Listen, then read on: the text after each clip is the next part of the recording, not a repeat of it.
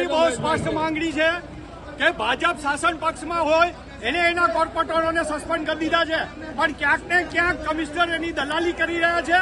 રાજ્ય સરકારમાં દરખાસ્ત નથી મોકલતા. રાજ્ય સરકારમાં કમિશનરને પાવર છે કે એ દરખાસ્ત મોકલી શકે, અને જ્યારે એના નામ ખુલી ગયા હોય, રિપોર્ટમાં નામ ખુલી ગયા હોય, છતાં એની સામે પગલાં નથી લેતા. એની સામે આજે ગુજરાત પ્રદેશ કોંગ્રેસ સમિતિ અને રાજકોટ શહેર કોંગ્રેસ સમિતિએ ધરણાનો કાર્યક્રમ કરેલ છે. ખાસ અત્યારે ધરપકડ કરવામાં આવી છે. એ તો પોલીસનો ઉપયોગ કરવો એ ભાજપનો નૈતિક અધિકાર જ ગણીને એ લોકો ચાલી રહ્યા છે, અને જે અધિકારીઓ છે એ અત્યારે ભાજપની દલાલી કરતા હોય એવું સ્પષ્ટ દેખાઈ રહ્યું છે.